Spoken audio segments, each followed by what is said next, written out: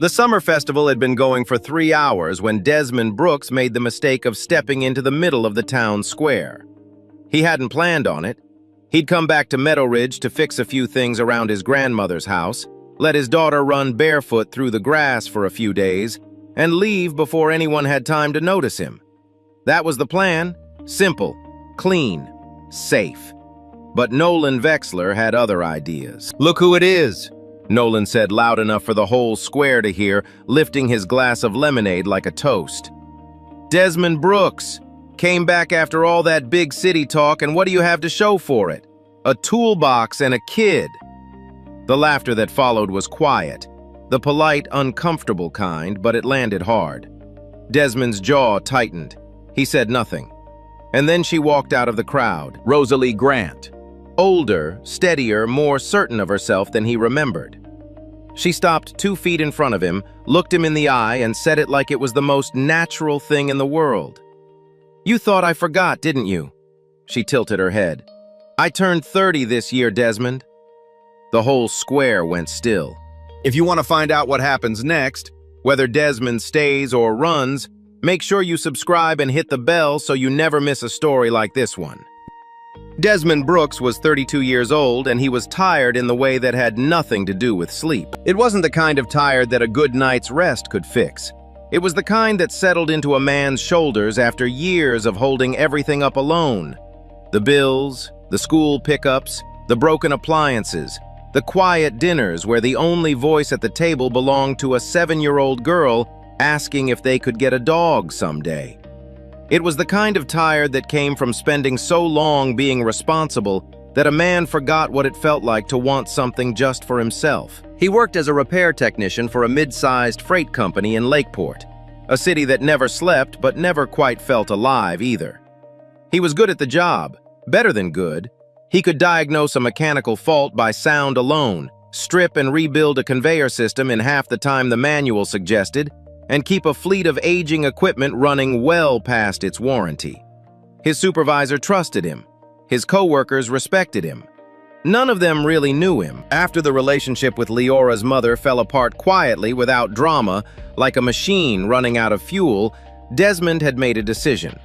He would not let himself become a man who leaned on others. He would not be a burden.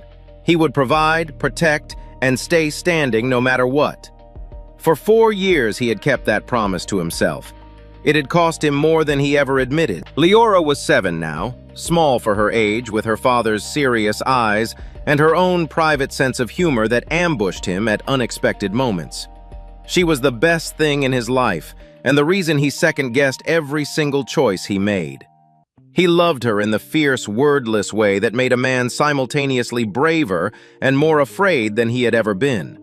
It was Leora who had asked to see where Grandma Mabel lived. Mabel Brooks was Desmond's maternal grandmother, 74 years old, sharp as a tack, and rooted in Meadow Ridge the way the old oak trees were rooted in the town square, deep, immovable, and quietly holding everything together. She lived in a small wood frame house at the edge of a pear orchard where the afternoon wind came in cool off the fields, and the smell of honeysuckle drifted through the screen door from May through September.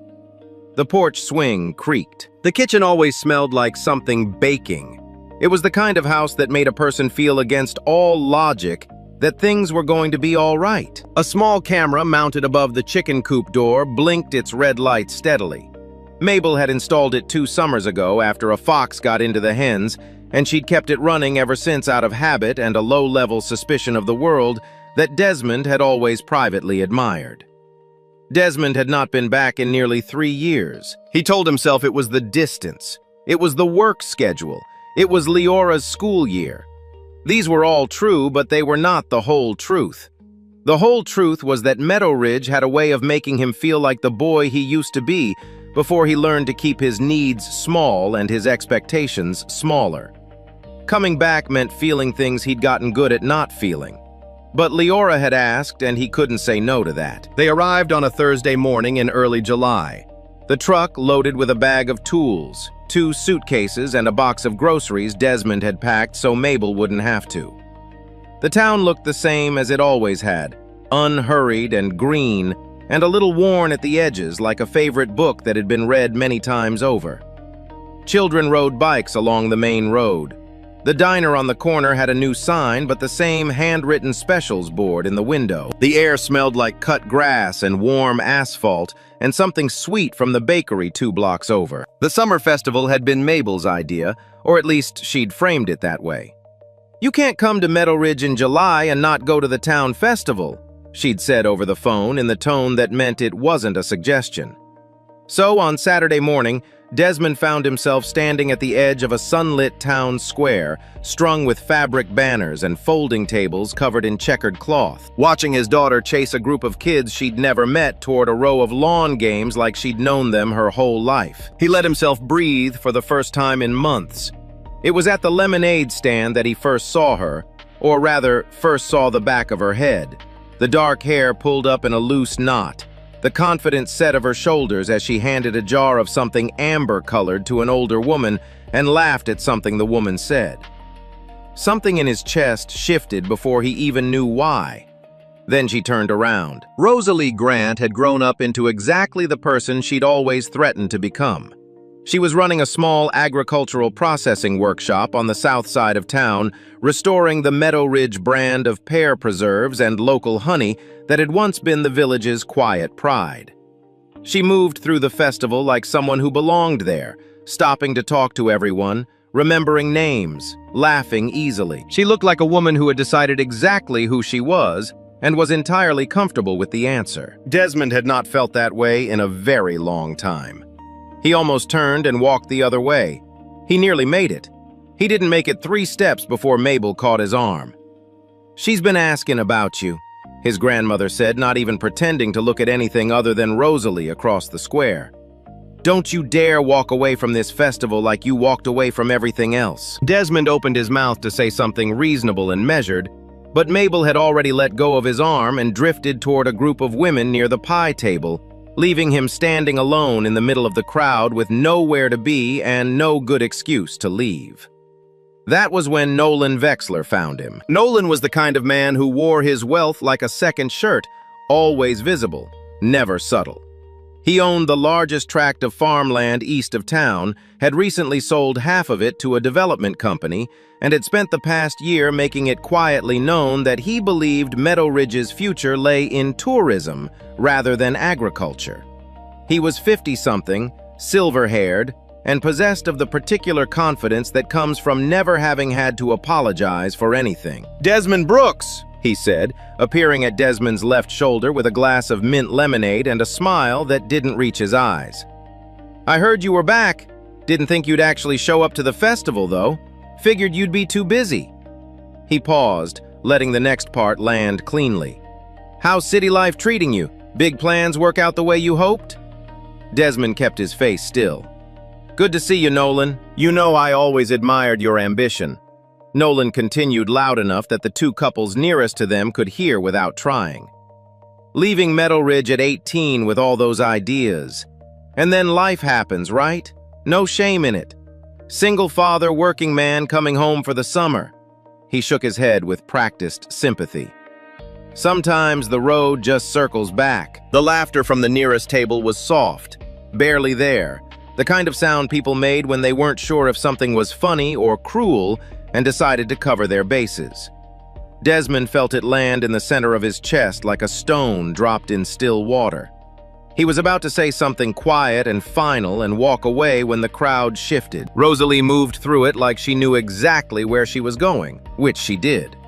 She stopped beside Desmond, close enough that her shoulder was almost touching his, and looked at Nolan with an expression that was perfectly pleasant and completely unintimidated. "Nolan," she said, "didn't you say you had to check on something at the north end of the square about 20 minutes ago?" Nolan smiled thinly. "I was just welcoming Desmond back." "He's been welcomed," Rosalie said, still pleasant, still immovable. Nolan looked between them, decided whatever he saw there wasn't worth pressing, and excused himself with a nod that managed to be both gracious and dismissive at once. Desmond watched him go. "You didn't have to do that," Desmond said. "I know," Rosalie said. She wasn't looking at Nolan anymore. She was looking at Desmond, and there was something in her expression he couldn't quite name. Not pity, not nostalgia, something steadier than either of those. She reached into the front pocket of her canvas apron and pulled out a small, flat object, a folded piece of paper sealed inside a clear plastic sleeve, the kind used to protect old documents from moisture and time. He recognized it before she even unfolded it. The handwriting was his own from 17 years ago, angular and slightly too large, the way teenage boys wrote when they were trying to look older than they were. Next to it, Rosalie's looping cursive. Both signatures at the bottom. If we're both still single when we turn 30, we get married. No excuses. The square noise continued around them. Children laughing, music from the far end, the clatter of a dropped tray, but Desmond heard none of it. "You thought I forgot, didn't you?" Rosalie said. She tilted her head slightly. "I turned 30 this year, Desmond." He had no answer. He hadn't had one in 17 years. The walk back to Mabel's house that evening was quiet. Leora held Desmond's hand and talked about the girl she'd met at the lawn games whose name was Penny, and who could do a cartwheel with her eyes closed, and who had promised to show her where the best blackberries grew along the creek. Desmond listened and nodded in the right places and said, "Is that so?" twice, without registering what he was responding to. His mind was still standing in the town square looking at a piece of paper he'd signed when he was 17 years old. He had done the math back then the way teenagers did. 30 had seemed so far away it was practically theoretical. It was the kind of promise that felt meaningful precisely because it seemed impossible to collect on. He'd moved away at 18, lost touch with Rosalie the way people lost touch before they understood what they were losing, and by the time he was 25, he had filed the memory under things that belonged to a different version of himself. He had turned 32 years ago. Rosalie hadn't called. He had taken that as confirmation that the whole thing was exactly what it looked like. A childhood footnote, sweet and harmless and finished. He had been wrong about the finished part. That night, after Leora was asleep in the small back bedroom under a quilt that smelled like cedar and lavender, Mabel set 2 glasses of sweet tea on the porch table and sat down across from him like she had something to say and had been waiting for the right moment. "She never forgot you," Mabel said, "in case you were wondering." "I wasn't," Desmond said. Mabel gave him the look she reserved for statements she found unworthy of a real response. He turned the glass in his hands. "I'm not the same person I was at 17. "Nobody is. That's not the point." "Then what's the point?" Mabel was quiet for a moment, listening to the crickets. "The point," she said finally, "is that you came back here looking like a man who's been holding his breath for about 3 years, and that girl today is the first thing that made you stop." Desmond didn't answer because she wasn't wrong and they both knew it. The next morning, Rosalie appeared at the front gate at 8 o'clock with a thermos of coffee and a straightforward proposition. Her processing workshop on the south end of town was in trouble. The jar sealing machine had been misfiring for 2 weeks. The honey press had a belt that slipped under load, and the small conveyor system she used for labeling had developed an electrical fault she couldn't isolate. The regional fair was 3 weeks out. If the equipment wasn't running cleanly by then, she would miss the distribution window she'd spent 6 months building toward, and several families in Meadow Ridge who supplied her workshop with raw product would lose their primary summer income. She needed a technician. She knew he was one. She was asking. "I'm not staying long," Desmond said. "I'm not asking you to stay long," Rosalie said. "I'm asking you to look at 3 machines." It was a reasonable request, stated reasonably by a person who had not once asked him for anything in 17 years. He looked at Leora, who was already leaning over the porch railing watching Rosalie with undisguised interest.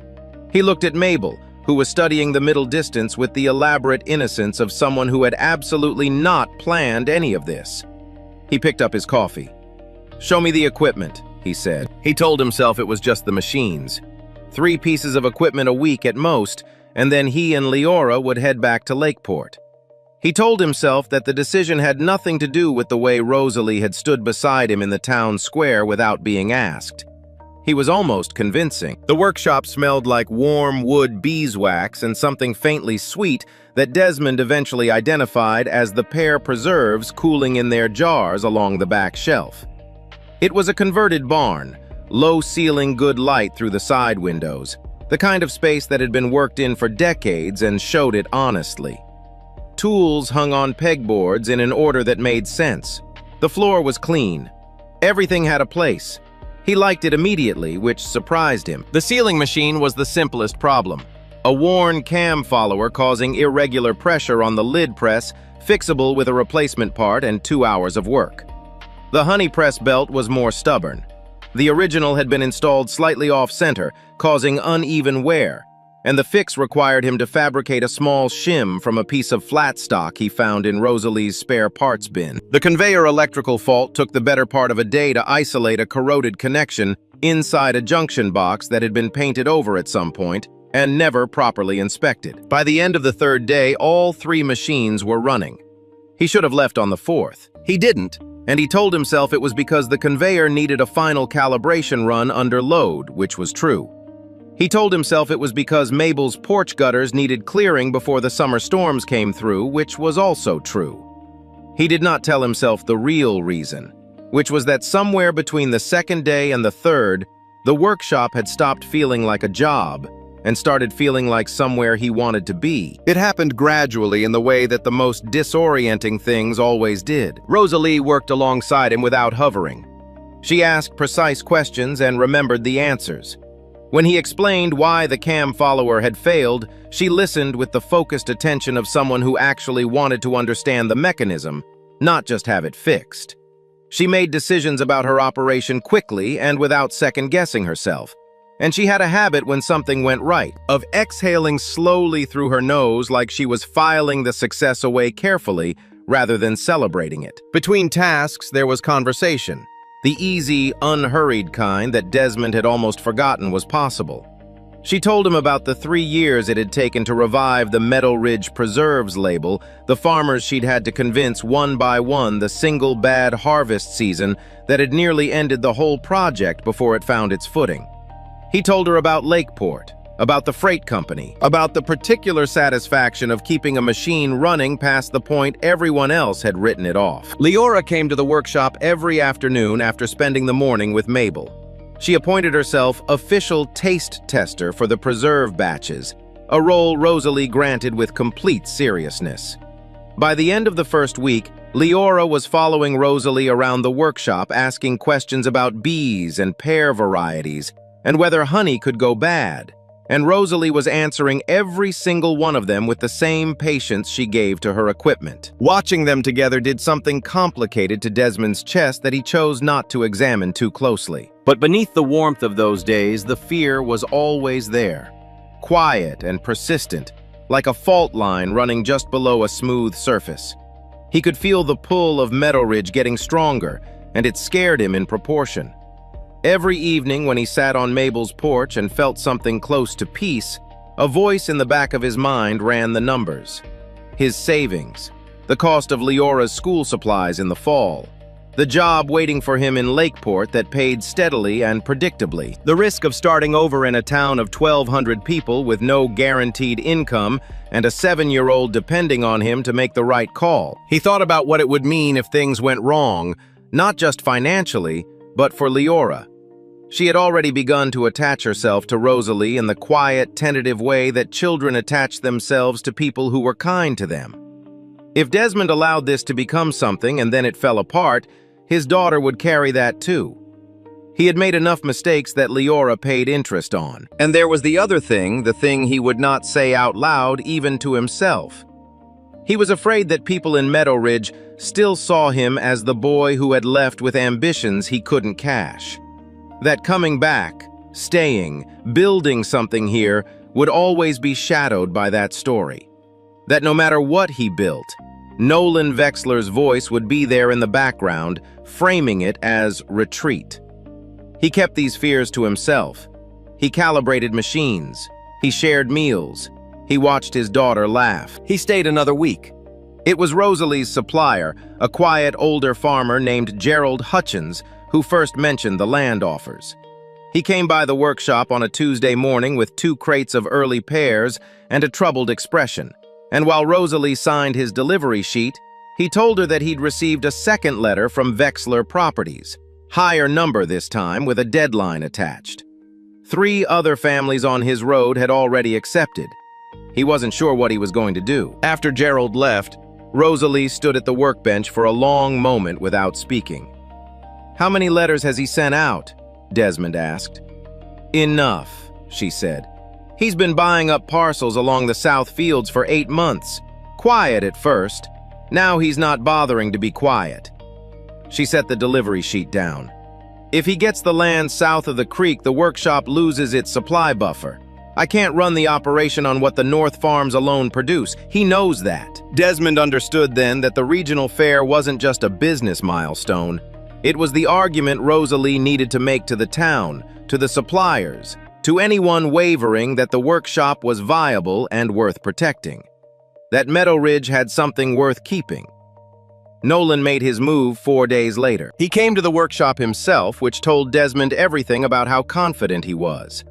He arrived in the early afternoon when the summer heat was at its flattest and the town moved slow, and he brought with him the particular ease of a man delivering news he had already decided was inevitable. He spoke to Rosalie first in reasonable tones about the challenges facing small agricultural operations, about the regional economy, about the opportunities that a well-designed resort development could bring to a community like Meadow Ridge. Rosalie listened without interrupting, her arms crossed, her expression the polite and unmoving one Desmond had seen her use on Nolan at the festival. Then Nolan turned to Desmond. "I could use someone with your skills," he said. "The resort project needs a facilities manager, someone who understands equipment maintenance systems, keeps everything running. Good salary, housing allowance, full benefits." He paused. "Lakeport's not exactly booming right now. A man in your position could do a lot worse." Desmond said nothing. "Only thing I'd ask," Nolan continued, his tone still reasonable, almost apologetic, "is that you focus on the resort project full-time. Means wrapping up any other commitments you've taken on." He glanced around the workshop with an expression of mild, dismissive sympathy, as if he were looking at something that had already ended and simply hadn't been told yet. After Nolan left, the workshop was very quiet. Rosalie spoke first. "You should think about it. I'm not going to take it." "I'm not telling you to take it. I'm telling you to think about it." She turned to face him. "Because if part of you wants to, I need to know that before we go any further with—" She paused, choosing the word carefully. "Any of this." "It's a manipulation tactic," Desmond said. "He's not offering me a job. He's trying to remove me from the equation." "I know what he's doing," Rosalie said, her voice steady but strained at the edges.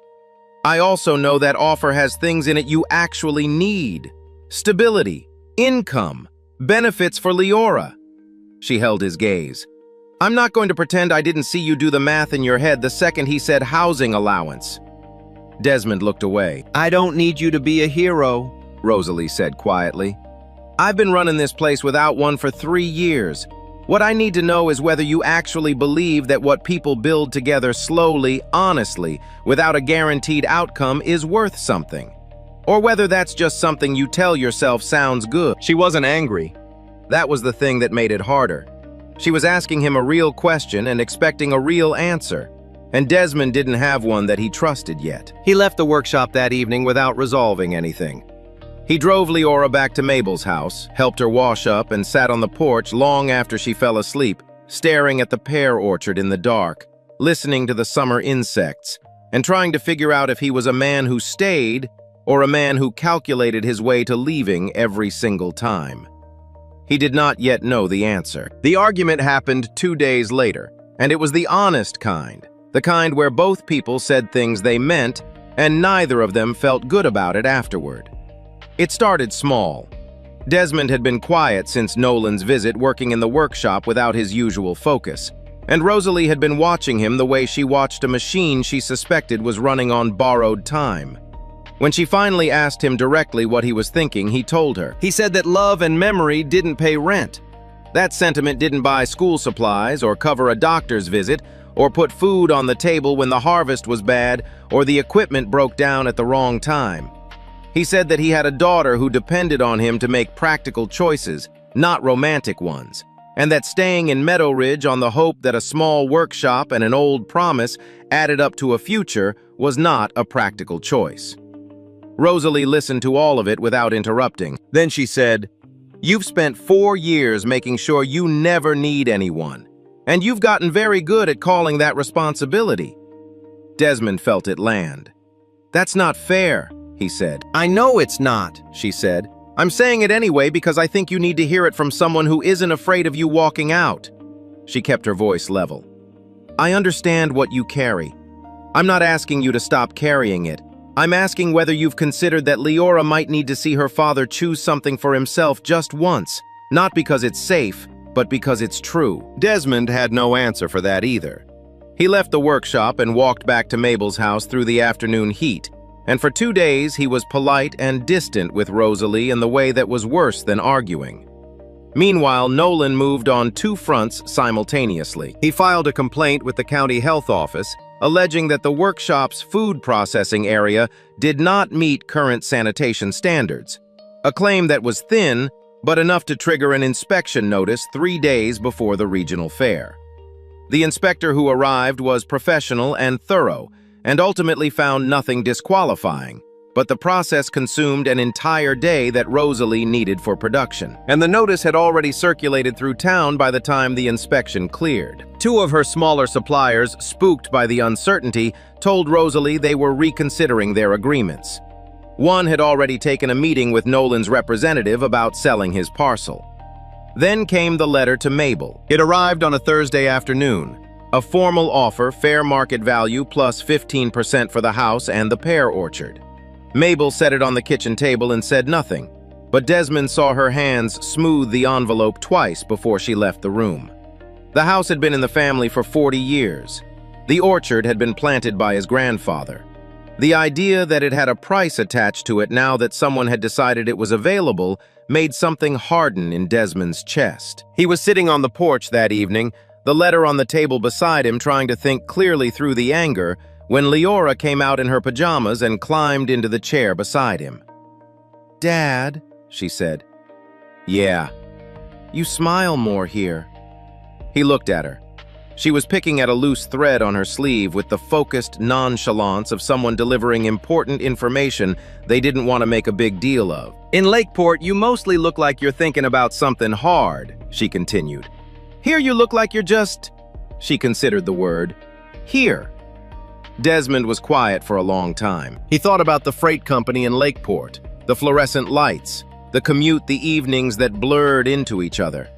He thought about the workshop, the smell of beeswax and warm wood, the way a well-calibrated machine sounded when it was finally running right.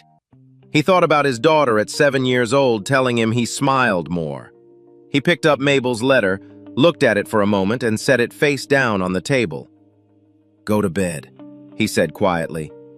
"I'll figure it out." She went inside without arguing, which meant she believed him. He wasn't sure he deserved that yet. The night before the regional fair, Desmond couldn't sleep. He lay on the narrow bed in Mabel's guest room, listening to the house settle, and the crickets outside and the occasional soft sound of Leora turning over in the next room.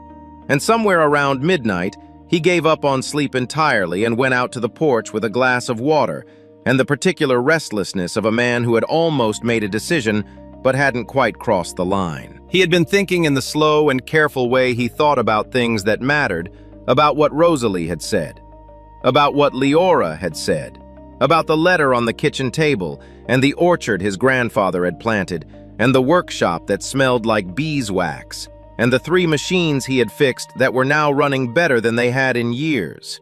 He had been thinking about all of it, and he had been getting somewhere. He was still on the porch at 2 in the morning when he saw the light. It was faint, a moving beam through the pear trees at the far edge of the property there, and then gone. He almost convinced himself it was nothing.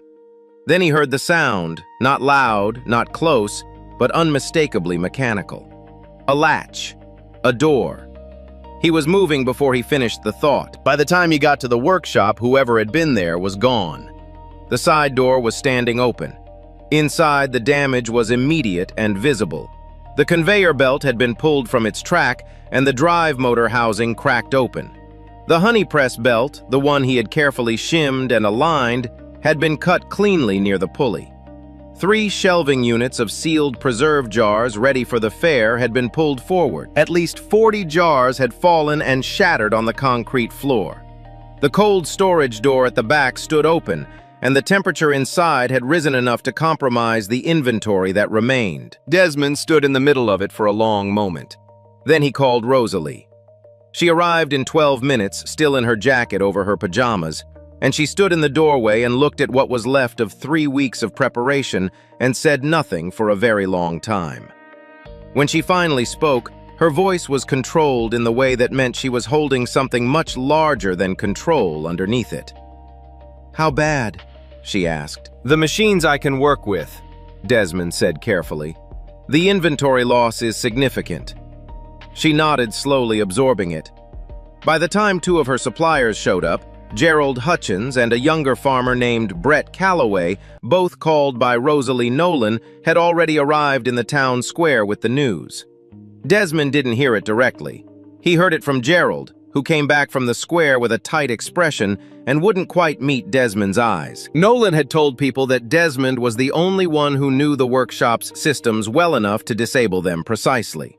That a man who had been offered a job and hadn't given an answer yet had a reason to want the competition removed. That perhaps the city man who had showed up just before the fair had his own calculations running. It was a lie constructed from true facts, and those were always the most effective kind. Rosalie looked at Desmond when Gerald finished talking. It lasted less than 2 seconds, the briefest flicker of something crossing her face before she shut it down. She didn't accuse him, she didn't step back, but he saw it, and she knew he saw it, and in the silence that followed, something between them cracked along a line that had been there since the beginning. "I didn't do this," Desmond said. "I know," Rosalie said, and she meant it. But the 2 seconds had happened, and they both knew that too. He went back to Mabel's house before sunrise and stood in the kitchen for a long time. Then he went to the guest room and started packing quietly, folding Leora's things first, then his own, moving carefully so he wouldn't wake anyone. He had been right, he told himself. He had been right to hesitate, right to keep the distance, right to know that this was not his place and these were not his problems to inherit. He had come to fix 3 machines, and he had done that, and it was time to go back to Lakeport where things were predictable, and the cost of staying was only the ordinary kind of loneliness he had already learned to live with. He set his packed bag by the door. He sat on the edge of the bed in the dark. He told himself he was doing the right thing, and he almost believed it. And the almost was what kept him sitting there until the first pale light of morning came through the curtain, and he heard Leora stir in the next room and call out half asleep, "Dad!" "I'm here," he said. For now, he was still here. He had the truck running by 6:30. Leora sat on the porch steps in her sneakers with her backpack on her lap, watching him load the last bag into the bed of the truck with the quiet, careful expression of a child who understood more than she was supposed to. She hadn't asked where they were going. She already knew. Mabel came out of the house at 6:45 with a mug of coffee she didn't offer him and a wooden box he had never seen before. "Sit down," she said. "We need to get on the road before—" "Sit down, Desmond." He sat. She set the coffee on the porch railing and placed the wooden box on the steps beside Leora, who looked at it with interest, and then looked at her great-grandmother and seemed to understand that this was not her moment, and moved quietly to the porch swing. Mabel sat across from Desmond and opened the box. Inside were papers, old ones, some handwritten, some typed on paper so thin it had gone translucent at the folds. Survey records, planting logs, a ledger filled with his grandfather's handwriting, columns of numbers tracking yield and cost and debt, and slow grinding recovery through seasons that had been harder than anything Desmond had faced. A photograph, black and white, of a man he recognized from other photographs younger than Desmond was now, standing in front of a field that was nothing yet holding a shovel like it was the only thing he owned, which it very nearly had been. "He didn't have anything when he started this," Mabel said. "No money, no guarantee. 2 bad years in a row where we ate on credit and prayed the third would be different. She touched the edge of the photograph. He stayed because he decided this was the place. Not because it was safe, because he decided. Desmond looked at the photograph for a long time. "That's not the same situation," he said. But his voice had lost some of its certainty. "No," Mabel agreed. "Yours is easier, which makes it harder to understand why you're sitting in a running truck at 6:30 in the morning." He didn't answer. It was Leora who spoke next. She had come back from the porch swing without either of them noticing, and she was crouching beside the wooden box looking at something she'd found near the bottom. A small object she held up between 2 fingers. A button. Dark navy 4-hole with a small stamped anchor on the face, the kind found on a work jacket. "This was on the ground by the workshop door," she said. "I found it yesterday when I went to get my sweater, I forgot to say." Desmond took it from her slowly. He turned it over in his palm. He thought about the side door standing open. The precise nature of the damage, not random, not hurried, but targeted in the way that required knowing exactly which components to hit. He thought about Nolan's crew, the men he'd seen around the property on 2 separate occasions in the past week, one of them wearing a dark jacket with brass hardware on the cuffs. He thought about what it meant to leave now in silence with this in his hand. He thought about Leora watching him make this choice. A man could leave when he was tired. He could leave when he was hurt. He could leave when he had been accused unfairly, and the easiest response was to put miles between himself and the accusation and call it dignity. He had done versions of that his whole adult life and called it by different reasonable names. But he could not leave with evidence in his hand and let Nolan Vexler walk into that fair unchallenged. Not today. Not in front of his daughter. He closed his fingers around the button. "Get your bag back out of the truck," he said to Leora. She was already moving before he finished the sentence. The regional fair was already running when Desmond pulled into the town square at 8:30. The morning was clear and bright, the kind of July day that made Meadow Ridge look like something from a postcard. Fabric banners catching a light breeze between the oak trees, rows of vendor tables loaded with summer produce, children cutting through the grass between the stalls. At the far end of the square, Nolan Vexler stood on the small raised platform near the community board, speaking to a gathered crowd with the unhurried confidence of a man delivering a conclusion rather than an argument. Rosalie was standing 20 feet away from the platform beside what remained of her workshop's display, a table with a handful of surviving jars, a hand-lettered sign, and the particular stillness of someone who had not given up, but was close enough to see it from where she stood. Desmond walked through the crowd without stopping to speak to anyone, came to a halt at the edge of the platform, and waited for Nolan to pause. Nolan looked down at him with the mild surprise of a man who had not expected an interruption, but was not concerned by one. "Desmond," he said pleasantly, "glad you're still in town. I was just telling people." "I know what you were telling people," Desmond said. His voice was even. He was not angry in the hot, reactive way. He was angry in the cold, clear way that came from having decided exactly what he was going to do. "I want to show them something first." He held up the button. "This was found at the workshop door the morning after the damage," he said loud enough to carry. "Navy anchor stamped brass shank. I've seen this hardware before on the jacket of the man your property crew sent to inspect Rosalie's drainage last Tuesday. His name is Terry, and he drives a green work truck with your company logo on the door." The crowd shifted. "There are boot prints in the mud along the south wall of the workshop," Desmond continued. "Deep-heeled, wide toe box work boot pattern. Not mine. I wear a size 11 narrow. These prints are wider." He looked at Nolan directly. "And Mabel Brooks has a camera mounted above her chicken coop that faces the rear of her property. It records to a memory card. She installed it 2 summers ago after a fox got into the hens." He set the memory card on the platform railing. The silence in the square was the kind that meant everyone was paying attention and nobody wanted to be the first to speak. Nolan's composure held for a moment admirable, Desmond thought in a grim way, and then shifted into something harder and less pleasant. He said nothing. There was nothing useful to say, and he was shrewd enough to know it. Gerald Hutchins stepped forward from the crowd, looked at the memory card, and looked at Nolan. Then he turned to the two men standing beside him and said something quiet, and all three of them moved away from Nolan's side of the square in the deliberate way of people who had been waiting for a reason. Rosalie came to stand beside Desmond. She looked at him for a moment, really looked at him the way she had at the festival, steady and direct. And then she said, quietly enough that only he could hear, "I didn't believe it. Not for a real second. But I was scared and I went quiet, and that wasn't fair to you." "I know," he said. "I'm sorry. I know that too." She exhaled slowly through her nose in the way he had come to recognize, filing it away, moving forward. "Help me set up this table," she said. What happened in the next 2 hours was not dramatic. It was the ordinary, unglamorous kind of community that Desmond had forgotten was possible. People showing up because a situation was wrong and they had hands and time.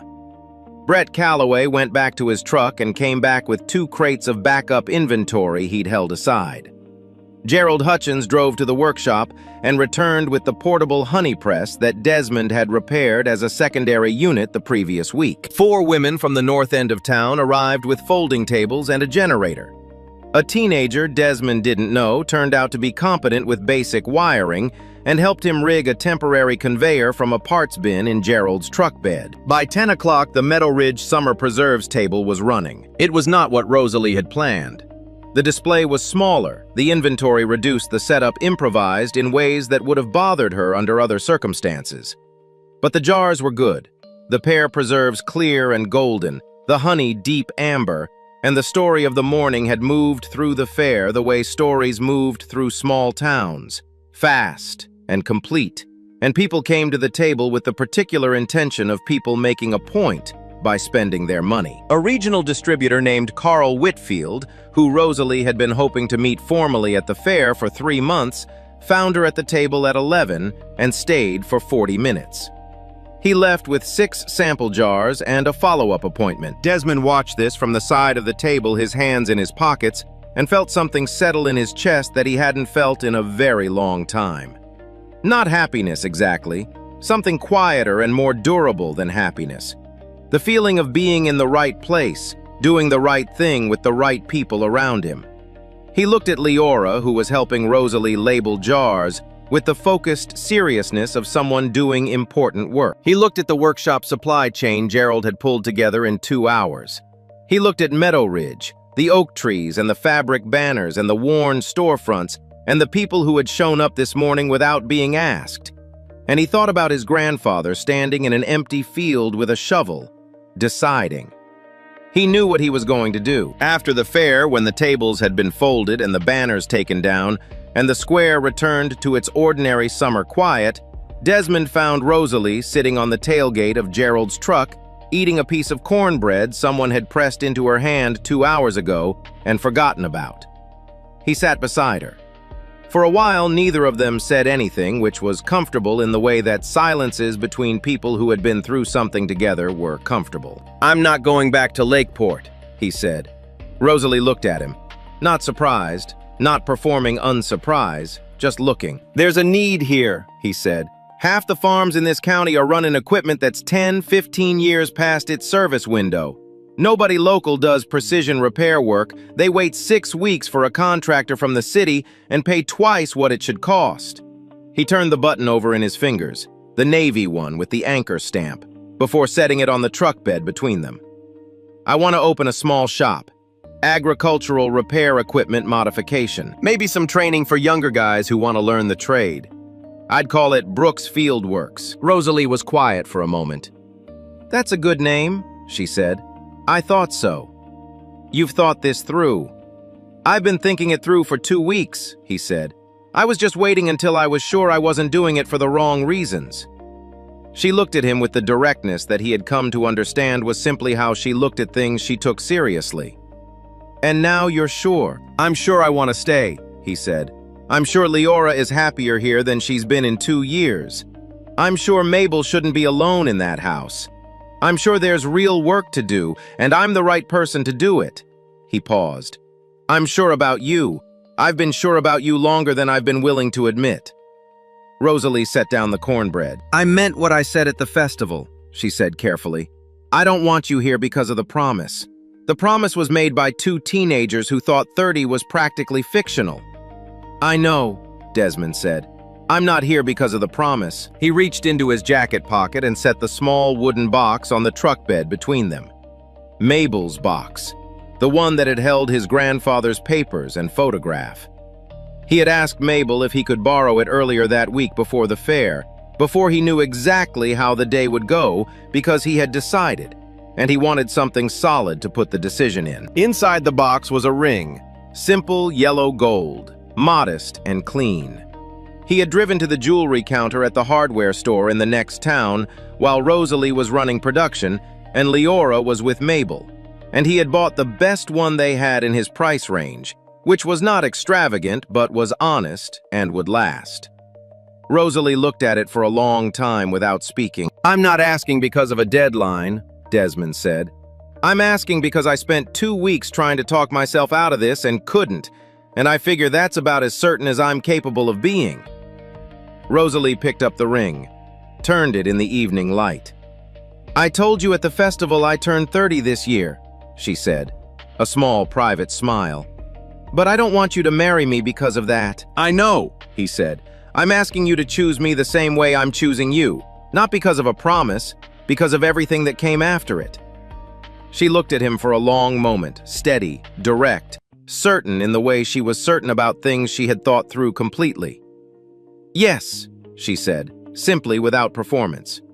He put the ring on her finger. The square was quiet around them, golden in the late afternoon light, smelling of cut grass and warm wood, and something sweet drifting from the last of the preserve jars still open on the table nearby. Somewhere across town, Mabel's porch swing was creaking. Leora was chasing fireflies in the orchard with some of the local kids, her laughter carried on the summer air, clear and uncomplicated, and completely at home. Desmond Brooks had come back to Meadow Ridge to fix 3 machines and leave before anyone noticed. He had fixed the machines. He was staying. And maybe that's the most important thing this story leaves us with, that going back is not the same as giving up. That a man who has spent years being strong for everyone else is still allowed to need a place, a person, a community to call his own. That the bravest thing isn't always moving forward into something new.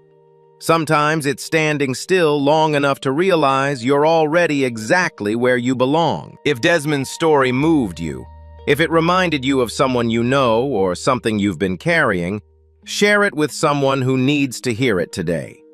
And if you haven't subscribed yet, now's a good time. There are more stories like this one waiting for you, and we don't want you to miss a single one.